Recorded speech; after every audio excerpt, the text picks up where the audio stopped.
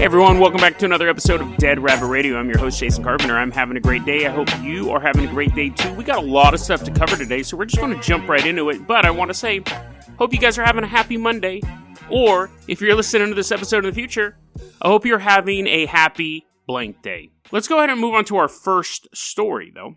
And that is going to be the story of Wong. We don't have his first name. That might be his first name. But there's not a lot of details to the personal who Wong was, but it's an interesting story nonetheless, and then we'll kind of dig into it a little deeper, because I think I have some questions about it, debunking-wise, but it's still an interesting story. Hold on. The early 1900s. It's a little saloon town.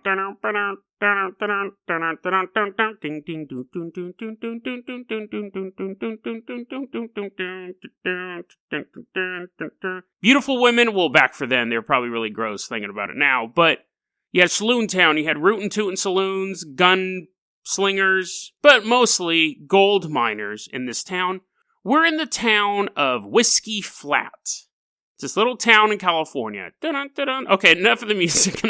But anyways, we're in the town of Whiskey Flat. And there we find a young man named Wong. He's a Chinese cook.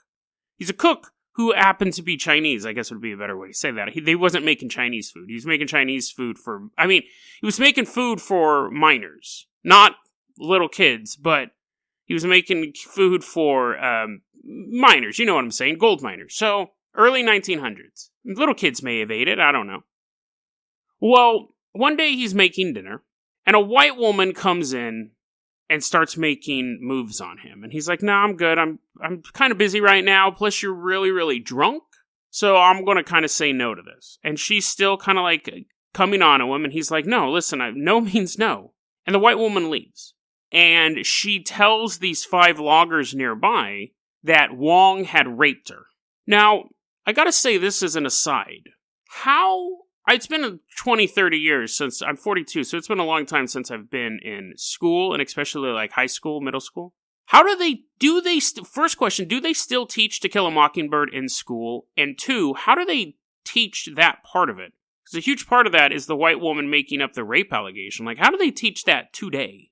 But, it did happen. It did happen where a white woman would accuse an ethnic minority of rape, and then it would never had a good result. Never had a good result. So she points him out and says, "That guy raped me." And these 5 loggers, they go. So the 5 men walk into the not Chinese restaurant. The 5 men walk into the kitchen and they grab the cook and they pull him out. They string him up and they hang him. They lynch him, and then they go into the kitchen and eat his food that he was making for them. Very, very cold-blooded. Very, very cold-blooded. Now, there was an investigation into the murder of Wong. It wasn't just like, he's just a Chinese cook. We don't got to worry about this guy. Like, people were, like, he was well-liked. People were like, wonder what happened to that guy. Like, when they found his body, he didn't go missing. But they couldn't find any proof that anyone did anything. Everyone was keeping their mouth shut. But a few months later, these 5 other Chinese men come to Whiskey Flat. They didn't look for work. They had a bunch of money in their pocket, kept to themselves. Everyone was thinking, that's weird. I mean, it's not like seeing Chinese people was weird, but they come here for work. And these guys are just kind of walking around the town, not doing anything. So one of the men that the woman had grabbed to help her with Wong, he goes missing. Never found him. Never found a body. And then another one of the men goes missing. A couple weeks later, another one of the men goes missing.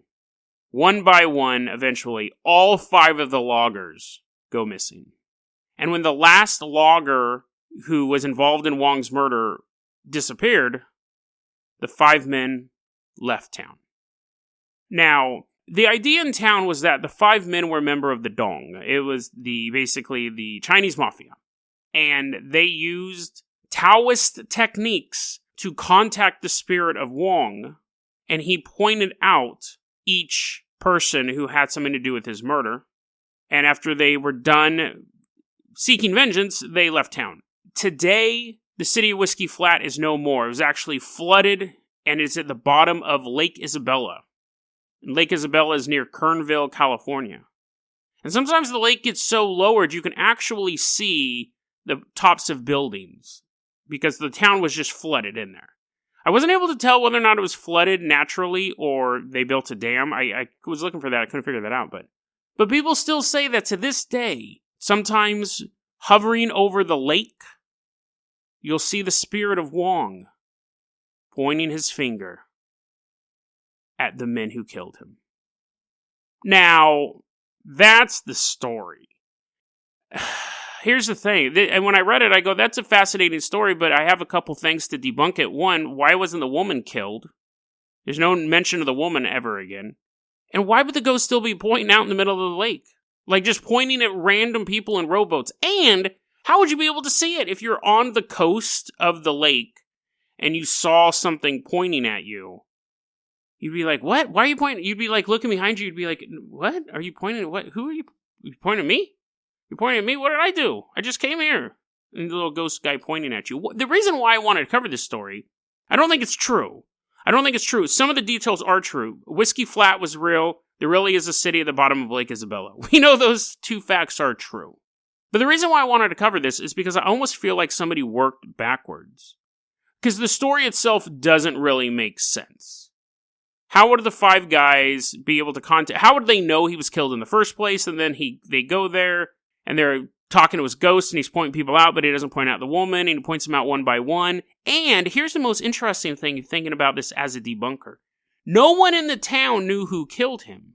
So if the story's true, why would they think those 5 people who went missing in a mining town, which is fairly transient to begin with, if nobody knew who the suspects were in the first place and 5 people went missing, how would they make the connection? It'd be one thing if the people in town knew who did it, but they couldn't prove it. But they didn't know who did it. Just 5 people left, and they're like, oh, they must have been the guys who hung Wong. So it was a lot of weird coincidences. This is what I think happened, though. This is how I think. And I think this is why I wanted to talk about this story as well. There may or may not be a ghost pointing over the lake of Lake Isabella. There may or may not be a ghost there. Could be a trick of the light. Could be an urban legend. Could be a ghost. But what I think happened was, and we'll talk about a couple other stories this week where this has happened, is that somebody, let's say that there is a ghost floating over the lake of Lake Isabella, pointing at people. Somebody created the story to explain the ghost. They saw a ghost of, again, how are you supposed to tell his ethnicity on a lake? You're in a rowboat. You're hundreds of yards away. I don't think they were super close to this dude. Otherwise, he'd be like picking their nose. He'd be like poking them in the eyeball. If you saw a misty figure 300 yards away, I don't think you'd be like, that guy's probably from Bulgaria. Like, you'd just be like, it's a ghost. But anyways, so unless he was like wearing like a super like traditional Chinese outfit, he's a ghost. He doesn't look like Liu Kang or anything like that. Like, he's not like dressed in traditional clothes. He's just wearing like cook clothes. Anyways, what I think happened is that somebody saw a ghost and then the story was crafted to create this narrative that really doesn't make sense when you put any weight on it. And the reason why I think that's interesting, it makes you think how many other haunted places may have this same thing. They're like, oh, if it's a ghost, something tragic must have happened here. And we saw that with the town of Dudleyville, where people thought the town was haunted, and then they made up this whole backstory about this guy pissing off the King of England and getting sent to Dudleyville, and none of that stuff was true. None of it was true. Interesting take on the ghost story. Are there real ghosts, but the stories we create to explain them are the thing that's made up and the thing that's easily debunkable? Is there really a ghost pointing at people out in the middle of the lake? Who knows? But it wasn't Wong, and that story almost 100% never happened. Like, I'll debunk the story before I can debunk the ghost. That was a clip from our daily podcast, Dead Rabbit Radio. Dead Rabbit Radio is available anywhere that you listen to podcasts. It's daily paranormal, conspiracy, and true crime news. If you want to hear the full episode that this clip came from, check the link below. Please like and subscribe. And hit that little bell, too. That does some magical stuff. Thanks, guys.